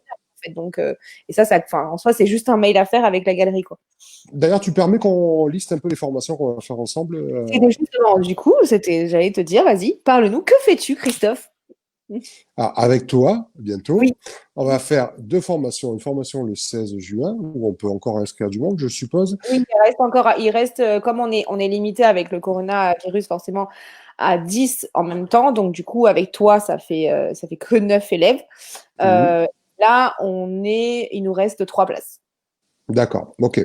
Là, sur cette formation-là, elle est généraliste, c'est-à-dire qu'on va étudier le code des images vues par le photographe, mais expliquer ce qui fonctionne pas. Et par exemple, nous, les erreurs qu'on voit des fois quand je vois des portfolios, des images qui se mélangent mal, qui font défaut ou autre, cette culture qu'on a, nous, de l'étude de l'image, je veux la donner aux fleuristes, aux coiffeuses, aux wedding planners, etc. Et je vais après apprendre des petites astuces simples avec son téléphone, effectivement, pour photographier un bouquet, la table, la déco, améliorer un peu. Et donc, en fait, on va étudier ça. C'est une formation assez généraliste, mais que n'importe qui pourrait faire, en fait, finalement. On l'a centré prestataire de mariage, mais en soi, Hmm. tout entrepreneur qui a besoin d'images peut faire cette formation. Et en plus, Voilà. on a eu la validation. Ça y est, il y en a qui ont déjà eu la validation, la prise en charge par le FIFPL et la GESIF. Donc, du coup, Super. cette formation est prise en charge. Je crois que le FIFPL a une participation de 300 euros. Donc, ça fait que vous avez que 90 euros de votre poche. Et la GESIF prend complètement en charge la formation. Donc, je parle de la GESIF et le FIPL parce que du coup, c'est les deux qui concernent le métier de wedding planner, fleuriste, enfin ceux qui sont le plus. Ouais, je comprends, ouais. Pour une fois, je n'ai pas le FAPSEVA. Euh, ce n'est pas très grave. Et du coup, c'est une formation qui peut vous revenir à zéro alors qu'en soit C'est grâce ça. à votre formation. Donc, tant qu'à faire, voilà. Et la seconde, par ton intermédiaire, c'est que moi, je fais aujourd'hui des formations dites fine art pour des photographes qui ont déjà souvent un certain niveau, qui viennent chercher de faire un portfolio, c'est-à-dire qu'ils viennent récupérer des images parce qu'ils vont les communiquer avec pendant 2 3 ans, que de payer des mannequins, une fleuriste, un domaine de mariage qui vaut 2000 balles, etc., ils n'en ont pas les moyens. Et moi, en fait, à travers la formation, je leur donne accès à ce niveau-là d'image, mais c'est très spécialisé. Tout le monde n'a pas forcément envie de faire du fine art, tout le monde n'a pas envie de... Une formation d'ailleurs, c'est aussi, ça fait partie des questions que je voulais te poser, c'est que je la garde, je te la réponds pas maintenant, hein, Hum, c'est tu es formateur à ton nom propre et tu es c'est formateur ça, chez Nureva. c'est ça. Mais la Et, formation qu'on va faire avec toi, pardon, je t'ai coupé, si tu veux finir, et du coup, là, je crois que c'est dans quelques jours que tu commences ton premier c'est workshop ça. à ton compte, voilà, c'est ça.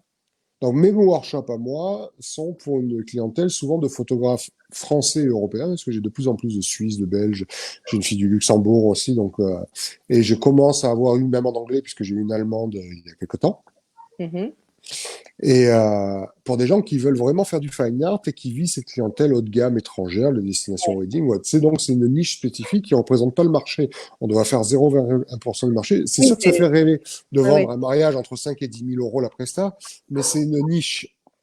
ouais, ouais. Et par contre, avant d'arriver à cette niche-là, je suis passé par toutes les phases d'expérience d'une centaine de mariages, à savoir gérer le prêtre, le vidéaste, le stress des mariés le matin, et je suis passé par plein de styles différents. Et la formation qu'on fait ensemble avec toi, qu'on va proposer fin juillet, elle s'adresse à des photographes qui n'ont pas forcément envie de faire que du fine art, mais qui ont envie quand même de comprendre les recettes qui fonctionnent dans le très haut de gamme, comme dans une clientèle plus locale ou française, déjà, pour commencer, Ouais. et pas forcément dans le fine art. On peut aussi faire de la photo-reportage ou autre, et quand même avoir un business qui fonctionne bien. Et il y a des recettes qui marchent dans le très haut de gamme qui peuvent se réappliquer. Et donc, on garde un style shot, mais et puis j'ai aussi des photographes qui ont besoin d'expérience, qui ont besoin de parler de la relation avec le prêtre, qui ont besoin de gérer comment je gère les photos de groupe, des questions qui, moi, sur mes workshops, on les aborde pratiquement plus d'habitude, parce que les photographes que j'ai ont déjà un certain niveau et que souvent ils sont déjà à plus de 2000 balles par mois, par prestat. C'est important parce que du coup, c'est vrai que moi, quand on vient me demander des informations sur la formation que l'on propose, donc fin juillet, donc c'est la formation photographe mariage. C'est vraiment, on me dit, ouais, mais du coup, moi, mon style, c'est pas ça. En fait, je fais pas du style comme Christophe, où je veux pas forcément faire cette gamme de clients, et qu'on soit bien d'accord que là, on parle du métier de photographe de mariage et pas du photographe de mariage dans le style de Christophe Serrano. Et C'est pour le pas, site, je vais vous rassurer, il y a encore quelques années, je communiquais sur une série de super-héros que j'avais faite là pour m'amuser, qui était même pas de l'art ou de la mode, et je portais des t-shirts de super-héros à mes mariés, et les mariés ouvraient les chemises Ouais. avec les logos de Superman etc. Donc j'étais pas dans le fine art avant. Mm. Et je suis passé par les différentes phases. Et ça m'empêchait pas déjà de faire des workshops à l'époque Mm. et de quand même expliquer au niveau du business, au niveau de l'amélioration de son portfolio, au niveau du ressenti, du niveau social et de sa notoriété, au niveau des petites astuces pour faire des images plus incroyables. Mm. Et C'est vrai que la formation, enfin moi du coup je connais le programme, tu es vraiment sur une formation sur 3 jours où tu vas décortiquer vraiment la posture du photographe de mariage enfin vraiment de la vente commerciale d'une prestation mariage, de la prise de vue et de la posture pendant le mariage parce que du coup on organise avec Johanna donc qui est mhm. élève de la session de mars de Wedding Planner, qui du coup, son exercice pratique, c'est de te monter ton shoot d'inspiration. Et du coup, donc on va avoir un shooting mariage pendant le deuxième jour. Et il y a aussi derrière ça toute la partie vraiment que tu vas mettre en place sur justement après le post-traitement, la technique, enfin tous tes outils que tu as Ouais, en dehors de ton style photo. C'est vraiment toute la partie technique et pratique du photographe de mariage. Et ça, c'est qu'on soit déjà photographe de mariage et qu'on ait envie de s'améliorer et d'apprendre des process ou des pratiques qui vont nous permettre d'être meilleurs, plus efficaces, plus performants, ou parce qu'on n'est pas photographe de mariage, on est simplement on est photographe mais d'autres choses et qu'on a envie de développer son activité dans le mariage, cette formation peut correspondre tout à fait quoi. bah, je me suis rendu compte, j'ai fait beaucoup de one-to-one, d'accompagnement avec des photographes qui m'ont accompagné sur des mariages ou autre. J'ai pas la science infuse et il y a des gens qui sont très bons mais par rapport à mon niveau, il y a des fois, c'est pas le style. Il peut être en noir et blanc, il peut être en reportage ou autre. C'est des fois des petites erreurs sur les cadrages, sur la manière d'avoir pris son sujet, de pas avoir fait gaffe au fond, à certains détails. En fait, apprendre à regarder ça vaut plus que des fois apprendre à régler l'autofocus de l'appareil, quoi. Et parce que la technique, on l'acquiert facilement. Des fois, on la corrige en 2 minutes. Oui, la technique, c'est avec la pratique aussi, de toute Hmm. façon. C'est avec le test, tout ça et tout, que vous allez pouvoir arriver à le faire, quoi, en Oui, mais fait. ça, c'est. Des fois, je te montre en une fois là, le réglage, et même toi qui n'es pas photographe, je te règle l'appareil, je t'ai montré une recette, et puis ça y est, t'appuies, tu réussis tes photos. Tout à fait. Mais ce qui fait qu'après, tu passes de la case à t'es un photographe moyen dans la région où tu as du mal à dépasser les 1000, 1200, 1500 euros. Tu vois, tu stagnes dans des prix comme ça. Et d'un coup, tu vois des photographes autour de toi qui vendent 3 4 000 euros la presta. C'est plus dans l'analyse d'image, dans ce qu'on montre et dans comprendre les petites nuances. Moi, j'aime quand les élèves font ah ouais, tu sais que il y a Ah l'espèce ouais, d'étincelle dans les yeux là, qui d'un coup ils viennent de voir un truc qui était devant leurs yeux. c'est- C'était presque un peu. Et puis là, d'un coup, c'est ah, ah, putain. Et tu sais ça.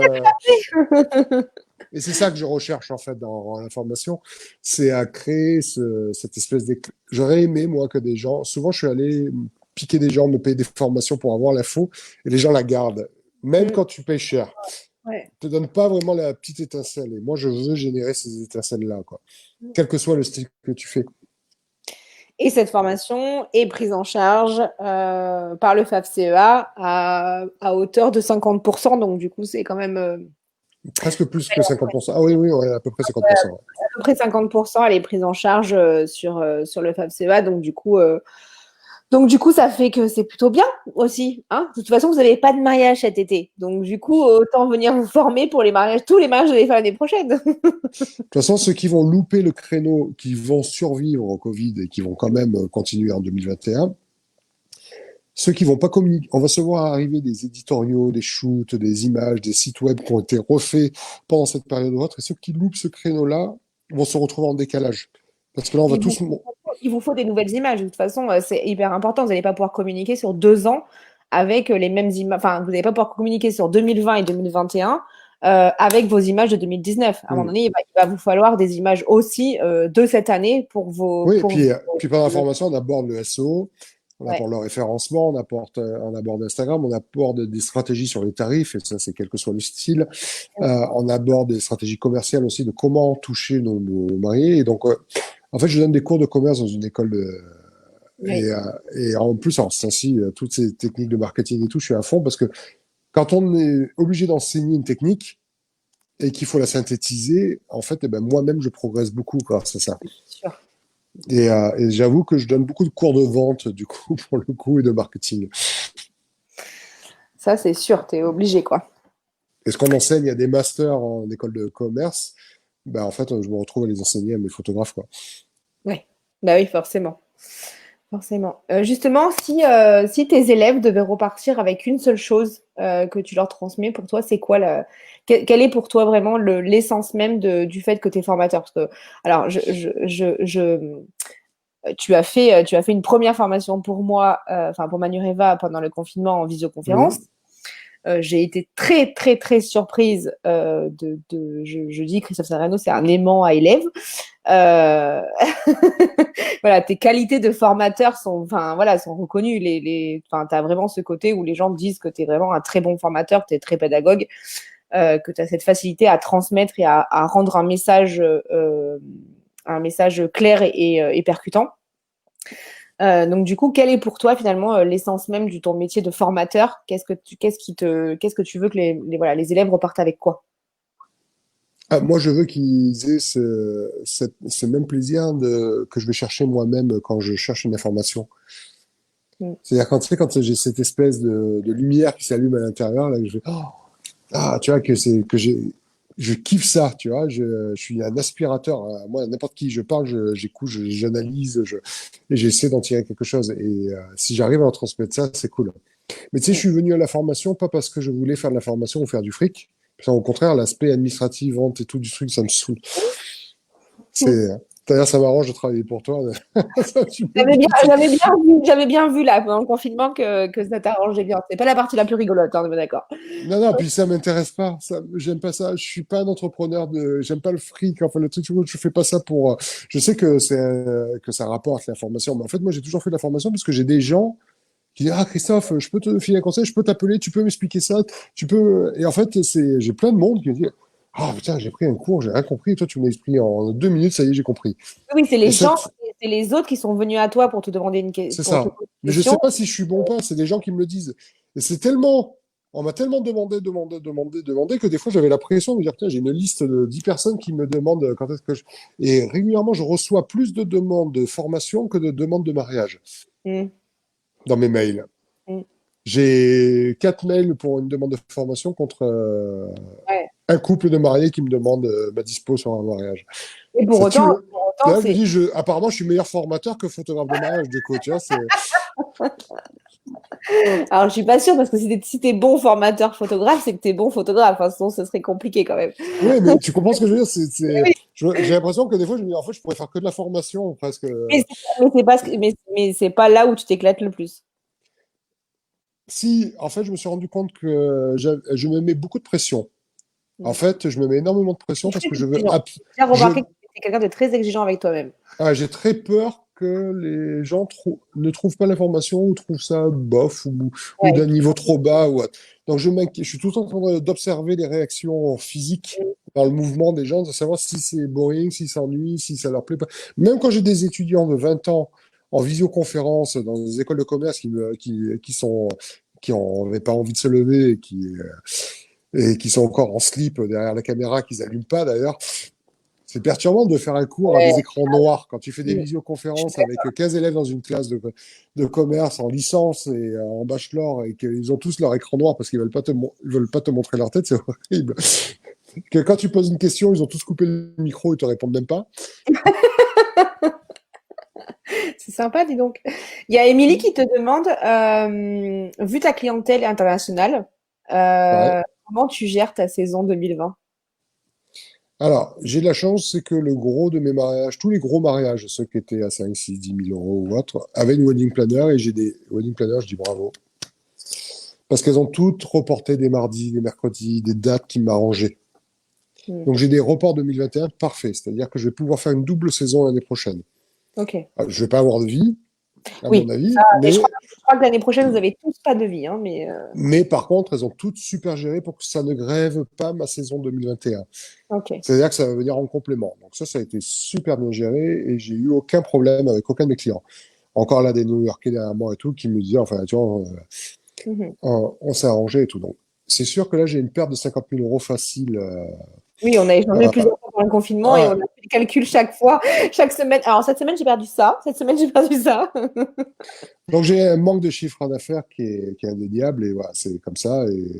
Et de toute façon, il ne faudra pas la compter cette année. Après, c'est soit j'attendais et je me morfonds, soit je bosse. Donc, j'ai pris là, depuis 3 semaines, depuis le 11 mai, je me suis accordé une journée de repos. Même les samedis, dimanches et tout, je bosse. Et j'ai les préparations des formations là, que je vais avoir. Oui. J'ai les cours que je donne dans une école. Et j'ai voulu développer mon portfolio mode. J'ai fait des photos pour une marque de bijoux, par exemple. Et j'ai tenté des éditoriaux. Je suis monté à Paris. Enfin, j'ai fait des trucs. Et je bouge. Et là, je suis sur des gros projets qui sont longs entre les recherches de mannequins ou autre, parce que Ouais. c'est ambitieux. Mais, et puis, je vais monter aussi pour bosser pour Linda Champenois bientôt. Enfin, tu vois, genre, Donc, en fait, je suis en mouvement. Je me pose pas de questions. Je bouge et ben voilà, ça va. ta solution pour gérer cette année blanche mariage. Bon, c'est déjà le fait que tu as eu de la chance que du coup ces mariages-là ne sont pas perdus parce qu'ils seront décalés en 2021. Donc, c'est un chiffre d'affaires finalement qui se transporte sur une année Hum. supplémentaire. Mais en soi, du coup, ça ne te ramène pas de l'argent cette année. Et du coup, ta solution pour cette année, c'est de développer d'autres activités parallèles pour compenser la perte financière. Oui, mais sans perdre l'objectif que c'est complémentaire et utile à la même chose. Mm, C'est-à-dire qu'aujourd'hui, dans le mariage, j'ai un style un peu éditorial mm. qui peut s'approcher de la mode. Et dans la mode, on va dans des choses complètement différentes, beaucoup plus tordues, avec des angles et des trucs Ah oui. beaucoup plus osés. Mais et dans la mode, à l'inverse, j'ai un book aujourd'hui qui est trop léger. Mhm. Mais moi, demain, bosser pour des marques, là, j'ai eu la chance de faire un truc à Paris avec le Boutin, la Perla, avec des marques de luxe, par exemple. Et tu vois, cette première expérience avec des grosses marques, parce que j'ai eu la chance de travailler avec quelqu'un qui m'a apporté ces marques-là, qui est la femme d'un pilote de F1 célèbre. Mhm. Et en fait, tu vois, ces choses-là, j'ai envie de les développer parce qu'en plus, on a fait des robes de mariée qui valaient 30 000 à 40 000 euros, tu vois, des robes de Tony Ward. Euh, on était rue Faubourg Saint-Honoré, ouais, c'était cool, mais ça fait sens. Ces photos, je les ai utilisées dans mon portfolio mariage aussi. Oui, c'est que tout est relié en fait. En faisant ton choix, et ça c'est intéressant, tu vois, c'est que même tes choix, tes seconds choix qui sont faits C'est pour ça. compenser le fait que tu n'as pas mariage cette année, vont quand même nourrir et alimenter ton objectif sur la partie mariage. J'ai bossé avec Nathalie Garçon à Paris, ou j'ai bossé avec Chaumet, ou avec des marques là dernièrement, qui font sens dans la gamme haut de gamme et dans le style. De là où tu veux aller. Euh, à l'inverse, j'ai une équipe des Marseillais à Cancun et des jeunes qui ont, je sais pas combien de milliers d'abonnés sur Instagram, etc., avec qui j'ai beaucoup de respect, mais je n'ai pas fait le shoot.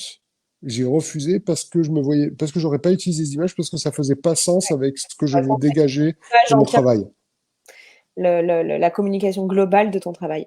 Et C'est je pense ça. que ce que tu dis là, c'est hyper intéressant et je sais qu'Émilie aussi est dans cette même dynamique-là.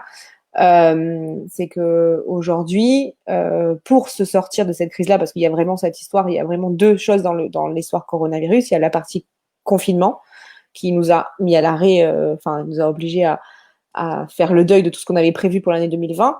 Mais il y a aussi la sortie du confinement et en fait, on se rend compte que c'est pas parce que c'est fini le confinement, il est fini, que l'activité professionnelle et la vie économique va reprendre comme elle était avant. C'est pas vrai. Au contraire, on doit On doit être s'adapter. meilleur. Et on doit être Voilà, meilleur. on doit s'adapter. Et moi, J'ai, j'ai, j'ai, j'ai dû faire au moins 17 one-to-one avec des analyses de portfolio, de sites web et tout, avec des ouais, photographes pendant le le confinement. confinement. Et la plupart, je les ai fait gratuits parce que j'ai offert à tous les élèves en fait que j'avais Mm. ce temps-là. Et c'est donc une vingtaine d'heures que j'ai donné, voire plus, euh, à certains élèves. Et on en a fait des lives, des trucs ou Mm. autre. Mais et en fait, à chaque fois, tu sais, j'ai eu un retour de ah ouais tiens merci, tiens je viens de prendre et on gravit une marche de plus. Tout à C'est fait. important. Mm, C'est mm. important. Je pense qu'il faut pas s'arrêter. Il faut ceux qui vont attendre et qui vont se reposer ou se morfondre, c'est ceux qui vont avoir du mal à Moi, rebondir. je sais que j'ai discuté hier soir, on me demandait alors Manu, comment ça s'est passé pour toi le confinement professionnellement? J'ai dit ben moi en soi, moi la société elle existe, la société telle que vous la connaissez maintenant, en soi le site Manu Riva Formation il est sorti pour le web, hein, donc c'était début janvier, donc c'était vraiment très C'est tout très peu frais, avant ouais. le confinement, hein, c'est tout bébé, c'est tout nouveau. Et je dis, ben, en soi, du coup, forcément, moi, avril et mai, c'est mes meilleurs chiffres, en fait. C'est mes meilleurs chiffres de chiffre d'affaires. Mais par contre, aujourd'hui, je suis sortie du confinement et le plus dur pour moi, c'est maintenant, en fait. C'est juin, juillet, août, en fait. Parce Hmm. que justement, mes clients sont ceux qui aujourd'hui vont avoir une année blanche, en fait. Oui. Et Alors, ça, on c'est a là deux par problématiques. et c'est là où il faut être créatif. C'est là où il faut pas juste dire, ah bah non, tant pis, je m'assois, j'arrête et quoi que ce soit. Et comme tu dis là très bien avec tes one-to-one offerts, ça et tout, je préfère largement faire du travail, même si c'est pas un travail qui est rémunéré à l'instant T, mais que je continue à nourrir mes objectifs professionnels sur le long terme, parce que tout ce que je fais là et toutes les graines que je plante, serviront à un moment donné pour mon entreprise quand l'activité économique sera repartie. Et c'est ça qui est important et c'est là qu'il faut que chacun d'entre nous, en tant que chef d'entreprise, on n'a pas juste à dire ah ben c'est bon, c'est fini, c'est mort. Non, avant de dire c'est fini, c'est mort, il y a plein de choses qu'on peut mettre en place et en ouvrant un petit peu notre champ de vision et nos possibles, quoi. Mais tu vois, j'ai fait plein de formations où on m'a donné une adresse, un lieu, une heure. Je suis Mm. arrivé, salut, on m'a filé un café, un machin. On s'est pas inquiété de savoir comment j'arrivais, où est-ce que je dormais, est-ce que le dossier au FAF, au machin, il manquait des trucs. Personne m'a posé la question. J'en ai même fait un en Grèce dernièrement. On s'est pas intéressé de savoir à quelle heure j'arrivais à Athènes et comment je me démerdais à arriver dans le village au fin fond de la Grèce, etc. Personne m'a posé la question. Même pas où je dormais ou autre, rien. On m'a dit rendez-vous demain à 9 heures à tel endroit, basta. C'est vrai. Et, euh, et derrière la formation, on m'a pas rappelé pour prendre mes nouvelles ou pour discuter ou pour me proposer, tu vois. Et ce que tu fais, par exemple, l'accompagnement, je sais que tu fais avec tes élèves, Oui. cette valeur ajoutée, comment tu les aides, comment tu suis Et ou je autre. les aide beaucoup avant aussi pour les dossiers FAV, hein. Mais c'est vrai, mais la qualité euh, pédagogique de ça, tu vois, de t'en inquiéter, de pas t'en foutre, que chaque élève est un vrai, quelqu'un tu vois, qui est pas juste un pion et un chiffre qui passe ou autre. Par le bouche à oreille, ça va se savoir et c'est ça qui va faire grossir ton entreprise. Et donc, des fois, ce que tu vas donner de ta personne, eh ben, ça paye. Moi, je sais que c'est un investissement que je fais de bon cœur, mais il faut toujours être en accord avec soi-même et ses valeurs, en fait. Tout à fait. Et puis, tout n'est pas lié à l'argent. Non. Et du coup, parce que du coup, ça fait quand même déjà 1h12 qu'on parle. Mm. Qu'est-ce que justement, tu as un centre de formation toi, donc je reprends ma question tout à l'heure. Tu as un centre de formation à toi depuis quand même maintenant un bon bout de temps. Ouais. Pourquoi tu as accepté de venir rejoindre mon équipe, sachant que je t'ai pris un peu le gala du WED entre deux, vite fait. Au fait, je cherche un formateur photographe mariage. Mais du coup, là, pourquoi as-tu accepté finalement de devenir ton propre concurrent? Parce que mes formations à moi, je le fais par la demande de mes clients, mais c'est pas un business. Mhm. C'est pas, je me suis pas dit, je vais monter une société pour faire de la formation, pour faire du chiffre. Parce qu'à ce moment-là, j'aurais pris des formateurs, j'aurais multiplié, j'aurais créé autre chose. J'ai pas fait ce choix-là. Les gens qui viennent à mes formations, parce que j'ai toujours transmis là où j'en étais, peu importe mon niveau, Mhm. et que j'ai toujours trouvé des gens qui trouvaient de l'intérêt à venir m'écouter. Oui. Ou qui me le demandaient. En fait, c'est même plutôt ça, c'est que eux, ils me disaient, ah, c'est quand tu fais ça, parce que ça m'intéresse. Et, euh, et toi, tu me portais du complément parce que tu as une notoriété, tu as un autre relationnel et que tu touches d'autres personnes. Et je me disais, bah, c'est un complément. Elle touche des gens que je n'ai pas. Mhm. Et puis en plus, dans tes valeurs et tout, tu es quelqu'un aussi qui aime la transmission, qui aime ça. Donc je m'y retrouvais. Donc ça faisait sens. C'est vrai que dans le marketing et le haut de gamme, le fine art, etc., il faudrait que certains me disent, il faudrait que j'essaie de devenir de plus en plus inaccessible. Mhm. Et ça me saoule de cette partie-là, tu vois, ce que je veux dire de rentrer dans une espèce d'élitisme. Ouais. Et en même temps, ce que tu fais d'organiser, what m'arrange. Donc, Je tiens d'ailleurs à dire, j'en ai parlé avec Camille hier justement, que je hmm, disais que le fait que toi tu sois formateur, tu m'avais fait le retour que justement, qu'en gros, ça t'arrangeait bien, en fait, que tu as conscience, en fait, du travail qu'il y a derrière, Ah, administration et communication et tout surtout ça. le FAFCEA, c'est une catastrophe. Alors, on est un petit peu en colère contre là, mais ça va passer. Mais là, de suite, on est un petit peu en colère. Alors moi, je viens de leur faire un mail. Alors, j'aurais proposé de les payer pour avoir un passe-droit pour pouvoir faire avancer les dossiers parce que je leur ai dit que c'est mon business et que je vis à travers eux et que j'ai besoin d'eux et que je suis prêt à investir sur eux pour les aider pour On va qu'on faire un puisse live, mieux travailler. c'est je pense, Ils parce m'ont pas que répondu, hein, mais je leur ai dit, je vous donne de l'argent pour améliorer le service. Et mon vous... mec très en colère que j'ai envoyé la semaine dernière, ce début de semaine, bizarrement, on m'a pas répondu non plus. Hein. Mais Alors voilà. moi, je leur ai pas dit en colère. Moi, je leur ai dit, je vous kiffe, j'ai besoin de vous. Et donc, je veux investir sur vous. Je suis prêt à payer, à passer des heures avec vous et tout pour améliorer la qualité de service pour mes Une élèves. réponse en 2-3 mois normalement. Tu vois, c'est à peu près le délai de réponse avec le Mm. FAFSEVA. Bref. Il y a Emmanuel Delfabro qui dit le confinement aura du bon pour se remettre en question et évoluer sur d'autres points que le mariage. Pour ceux comme moi qui ont été plutôt basés sur une activité mariage à la base, je développe aussi d'autres directions qui servent le mariage. J'ai tout à fait d'accord, donc tout à fait d'accord avec nous. Ceux qui ne rebondiront pas couleront aussi vite. J'en ai bien peur. Et ça, on leur le souhaite pas. Moi, je souhaite vraiment qu'il y ait le moins possible de chefs d'entreprise qui se relèvent pas de tout ça. Mais il est évident que si on reste planté sur ce truc de je fais du mariage et du coup je veux faire que du mariage et tant pis c'est un scandale parce que je peux pas faire de mariage, il y a des grandes chances que ce soit très très difficile à moins qu'on ait une trésor de malades pour pouvoir gérer tout ça quoi. Ça c'est Bah, sûr. si... ouais, heureusement que je fais pas que du mariage, quoi.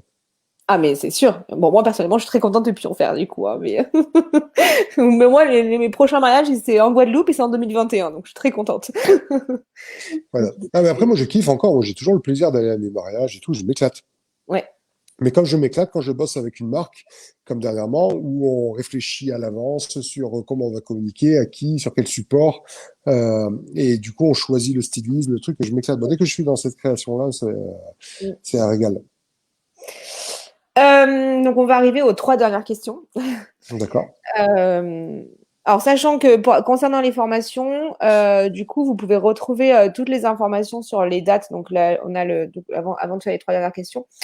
Euh, donc, on a le 16 juin, la formation, c'est un stage photo pour tout prestataire de mariage hors photographe pour vous apprendre à faire les photos. Cette formation se fera au Cigalou, à la Crau, chez Axel. Donc, c'est une journée, 8 heures, et c'est 390 euros. Et donc, le fiche PL et la gestif prendre en charge pratiquement entièrement ou il vous reste pas du tout beaucoup à régler. Et il reste que 3 places sur cette formation. Et ensuite, il y a la formation donc photographe de mariage, quel que soit votre niveau, quel que soit votre style photo, qui est donc le 28, 29 et 30 juillet. C'est une formation qui est en immersion, donc vous avez l'hébergement qui est compris dans la formation, vous avez les repas du midi qui sont compris dans la formation, vous avez un shooting photo qui est compris le 2e jour. Et vous allez faire donc vraiment du marketing, de la vente, du commerce, du référencement, des photos. Vous allez tout faire avec Christophe. Et pas que du fine art. Et pas que du travail, Et vraiment en toutes les. plus, vous allez avoir des créneaux où vous allez être en binôme et vous aurez une demi-heure à vous, juste pour les modèles, sans que les autres vous dérangent, parce que si vous avez envie, vous, de les asseoir ou de les mettre sur le fond foncé plutôt que le fond clair ou autre, eh ben, vous pourrez le faire. Et du coup, suivez la story de Manureva demain, parce que du coup, on va visiter le lieu avec Johanna, et c'est avec nous, je crois. Au pas du cerf, ouais. Ouais, on va du Cerf, donc on va aller au pas du Cerf, donc ça sera là où il y a le shooting d'inspiration normalement en tout cas. Et du coup, comme ça, on va vous faire des petites indiscrétions pour vous expliquer un petit peu ce qui va se passer. Peut-être qu'on vous fera un petit live sur Instagram pendant qu'on y sera pour vous expliquer tout ça. Donc cette formation-là, elle est donc sur les 3 jours. Il y a le FAFCEA qui peut prendre en charge une grosse partie de la formation. Et donc, si ça vous intéresse l'une ou l'autre, comme on est limité au niveau des places, au niveau du Corona, donc il faut pas traîner parce je pourrais pas faire plus que ce que j'ai, voilà, ce que j'ai droit. Donc, vous pouvez m'envoyer soit un message privé, soit un mail pour au moins déjà récupérer la plaquette avec tout le programme complet de la formation et comme ça, vous pouvez voir si ça vous intéresse, si vous avez des questions, Christophe ou moi pourra vous répondre. Si c'est des questions techniques photo, c'est à Christophe qu'il faut les poser. Hein. Moi, je m'occupe des parties administratives et techniques hein, de l'administration, tout ça.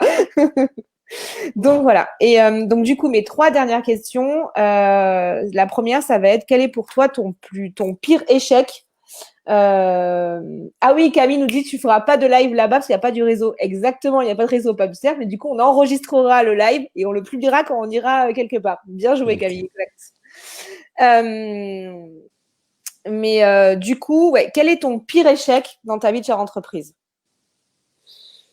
J'ai été cambriolé il y a un peu plus d'1 an. C'est vrai, C'était mon deuxième cambriolage. je m'en rappelle.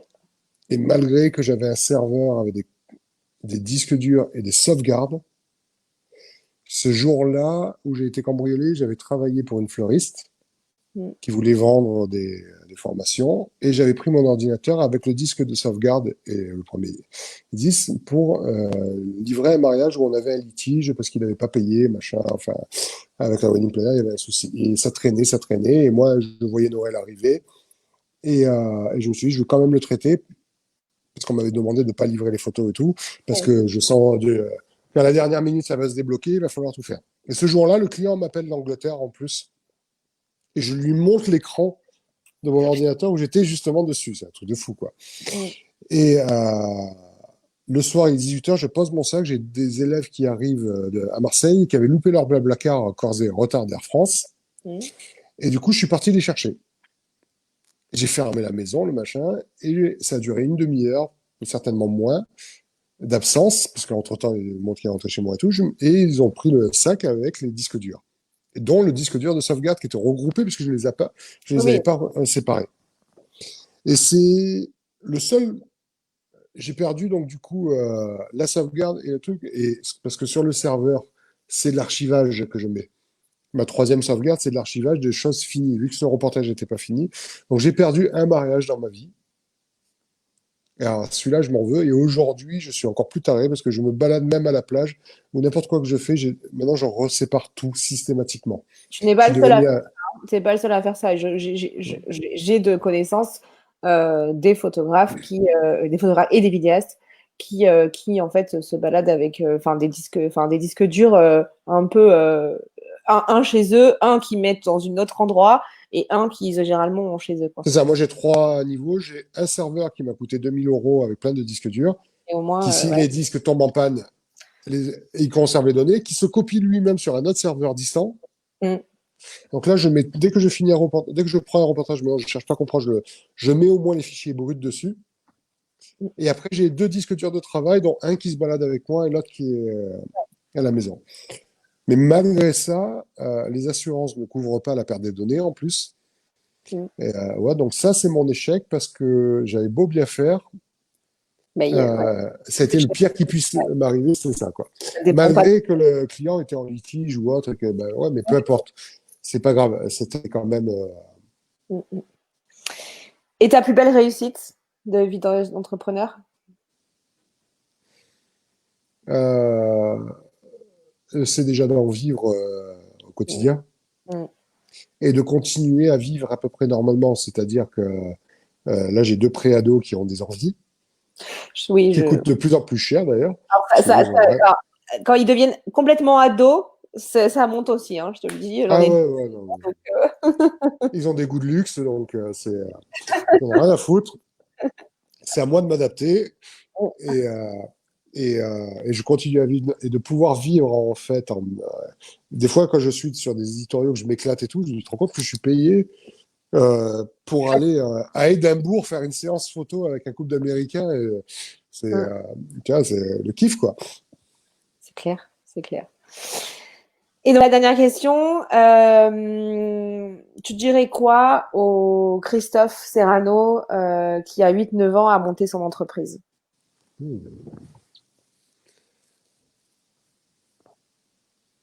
Euh, en fait, j'ai toujours un manque de confiance en moi, malgré mon attitude où j'ai l'air, des fois, j'ai un mec qui m'appelle le patron, mais tu vois, je suis un nounours. Ah ouais. Enfin, je pense que je m'expliquerai certaines choses qui se passeront et je me ferai gagner du temps. Mm. Tu te rassurerais peut-être. Ouais, ouais, aussi sur certains choix, parce que j'aurais aimé qu'on me dise, des fois je transmets des choses à mes élèves Mm. que personne m'a jamais expliqué, que j'ai appris sur le tas. Et je dis, j'aurais gagné 10 ans si on me les avait Et dit, quoi. je pense que, enfin, dans l'ensemble de l'équipe des formateurs Manureva ou même moi, je pense que l'une des raisons qui fait qu'on est formateur, c'est parce que justement, on est quand même tous là. Enfin, sauf maintenant, il y a une bonne partie de l'équipe où c'est des élèves qui ont été formés par moi, donc elles sont nouvelles, mais sur les anciens, sur les anciens, on a eu cette envie de former aussi parce que justement, quand nous, on s'est lancé, on n'avait pas les outils, on n'a personne qui nous a transmis des choses, on a fait des erreurs qui nous ont des fois coûté cher et qu'on aurait bien voulu en fait que tous ces trucs qu'on a découverts par l'expérience, on aurait bien voulu quand même que quelqu'un nous le dise en fait pour gagner du temps et pour être plus vite. Enfin voilà, c'est vraiment ce côté de transmettre, mais de transmettre aussi pour faire gagner du temps, quoi. Vraiment ça, gagner du temps parce que en tant que chef d'entreprise, plus ton entreprise va être plus rapidement rentable et efficace, et plus tu as de chances de tenir en pérennité, quoi. Grave. Donc, Et puis aujourd'hui, j'ai des élèves qui font leur propre workshop. C'est ouais, ça, marrant. c'est cool. Ça, c'est cool. Moi aussi, je suis très fière d'avoir quand même trois des formatrices qui sont des élèves de Manureva quand même à la base. C'est qu'elles sont plutôt bonnes. Donc, tu en as une en plus chez toi maintenant qui travaille avec toi dans des workshops en plus. Ah, Donc. grave. Et elle est perfectionniste en plus. Elle me fait un Ah oui, sacré boulot. oui. Oui. Je la fais criser parce qu'on a des caractères très différents, mais vu que je suis un peu artiste, en fait, je suis super exigeant. Je suis très exigeant et il y a des choses que j'aime pas, mais par contre, je vais très vite, je suis capable de changer et d'adapter. Et elle est ultra carrée, mais du coup, c'est super intéressant. Ouais, Tout à fait. Donc voilà, si vous avez des questions, allez-y, parce qu'on a un petit décalage avec Facebook, donc il y a toujours un temps entre vous et nous qui est le temps que si vous avez des questions à poser à Christophe. Sinon, donc vous pouvez retrouver donc Christophe sur sa page Facebook, donc Christophe Serrano, et sur son compte Instagram. Donc là, Christophe va être un peu débordé parce qu'il enchaîne 2 workshops pour son compte à lui. Et 2 gros trucs, hein, parce que du coup, je le sais par Laetitia, donc 2 gros trucs. Et ensuite, après, t'enchaînes. En fait, je crois que d'ailleurs, la formation du 16 juin est entre 2 workshops, d'ailleurs, je crois. T'en as c'est ça. un. En fait, et en fait, j'en ai un quatrième. Euh, En fait, là, j'ai mon workshop du 8 au 11 juin où on fait 3 shoots inspiration publiables et différents et des mannequins, des lieux, etc. Donc, c'était ambitieux sur 3 jours. Quand on voit que déjà organiser un, c'est un boulot de fou. C'est clair. Voilà. Ensuite, le 16 de juin, je suis avec toi. Mm. Au milieu, le 15, le 18, demain matin, j'ai des classes en master de commerce sur le inbound marketing et le e-commerce. Ou en plus, c'est des classes de master, c'est pas des classes de. Oui, c'est pas Donc les les mecs, voilà, donc où là où je fais un remplacement de prof et donc j'ai une visio avec 7, 8, 10, 12, 15 élèves. Donc ça me prend du temps parce que là ce soir je vais bûcher pour préparer les cours Mm. sur le pouce. Et au-delà de ça, je vais travailler pour Linda Champenois, je vais faire une intervention sur son workshop aussi sur le design, Mhm. etc. Donc ça c'est juste avant mon workshop de fin juin. Et juste avant, vu que je monte à Paris pour ça, je fais un style shoot au château de la Villette et puis on va faire un thème parisien sur tous et on a toute une équipe, wedding planner, fleuriste, euh, Je les vois que mannequins. le mois de juin est une catastrophe pour tout le monde au niveau de l'agenda. C'est- Ça déborde et ça déborde. Forcément, on Ah, c'est a. chaud, ouais. Ouais, bah oui, parce que forcément, parce que des choses qu'on n'a pas fait pendant 2 mois, on les reporte maintenant, donc forcément, ça fait beaucoup, beaucoup. Ouais, puis Donc, j'ai un projet en Italie aussi qui me prend beaucoup de temps. euh, et puis dernièrement, j'ai dû faire 7 ou 8 000 photos hmm, juste au mois de mai, entre les éditoriaux mode que j'ai fait, parce que j'en ai fait 2, ouais, entre les recherches de publication que j'ai entre Vogue et tout sur la partie mode, plus un éditorial que je viens de faire dans un bunker à Marseille vendredi dernier. oui, donc il y a tout ça à traiter aussi. Ah ouais, j'ai donc tout ça traité, les gens attendent, et puis j'ai participé à un concours aussi où la coiffeuse, ça fait plusieurs fois qu'elle gagne des podiums, etc. Et c'est ambitieux, où on doit envoyer les photos à la retoucheuse russe, et rien. Et en fait, j'ai tout ça qui se cumule. Donc Donc, ouais, du coup, si je vous avez m'ennuie des pas. questions à poser à Christophe, ne vous étonnez pas qu'il ne vous réponde pas à la minute. C'est normal, il est occupé, le monsieur. Alors, si Même je peux s'il a besoin m'excuser, je peux même m'excuser, des fois j'oublie. Je me oui, rappelle plus les discussions que j'ai eues avec les gens, les mails. confirme. Des fois, il oublie. Mais c'est pas méchant, c'est juste parce qu'il est débordé, le monsieur. Donc, c'est normal. Il n'a qu'une tête, hein, donc, au bout d'un moment, c'est compliqué. Donc, oui. Et du coup, oui, Camille confirme que le mois de juin est un joyeux bordel. Hein. Donc, voilà, c'est trop bien. On va J'ai de pas. la chance. J'avais eu une discussion avec Jean-Luc Blé et il me répond plus pour l'instant. Jean-Luc, tu passes par là. Parce que si Jean-Luc qui passe par là, qui me refait coucou et qui pense à notre projet, Tu veux t'en rajouter un encore? ouais. Donc, voilà. Donc, du coup, si vous voulez rejoindre l'une des formations de Christophe, vous me contactez en MP ou par mail. Je vous enverrai toute la plaquette de présentation avec le programme détaillé, heure par heure des deux formations. Et je vous donnerai toutes les informations pour pouvoir bénéficier des prises en charge, vu que c'est possible, même si on n'aime C'est pas trop. éligible. Voilà, même si le FAPCA, on n'est pas super copain avec lui, il nous aide quand même bien de temps en temps. Donc ça, et sinon, bah, suivez Christophe, parce que du coup, apparemment, avec tout ce qu'il a à faire, là, on devrait pas mal avoir de stories, d'un truc qui vont passer droite à gauche, pour suivre un petit peu toutes ses aventures. Ouais, enfin, il faut que je paye quelqu'un pour s'occuper de communiquer pour moi. Là, sur... Peut-être quelqu'un qui te suive pendant que tu fais des trucs. Si vous avez un enfant qui est étudiant en lycée, en machin, en com, en community manager, what, ça m'intéresse, je le prends en stage. Voilà, du coup, qui ne va pas à l'école en ce moment, parce que Je l'école le est prends en stage, j'ai grave de boulot à lui filer, je lui filerai un bifton à la fin, promis. juste poursuivre Christophe et faire ça comme, en fait. Mais grave, j'ai tellement de choses à faire. Donc voilà, ben merci Christophe, parce que du coup, on a parlé pendant 1h30 quand même. Hein. Je suis désolé. Non, pas du tout, il n'y a pas de souci, c'est juste que Catherine va bientôt m'attendre pour aller faire ma séance photo. Donc voilà, je te souhaite du coup un bon mois de juin. Hein. Nous, on se retrouve on se retrouve demain pour le rendez-vous. Et merci pour ta transparence et ta sincérité, en toute simplicité, pour répondre à mes questions. Je sais un peu plus de choses de toi maintenant. C'est adorable. On se voit bientôt, on se fait une bouffe. Bonne soirée à tout le monde. À bientôt, ciao.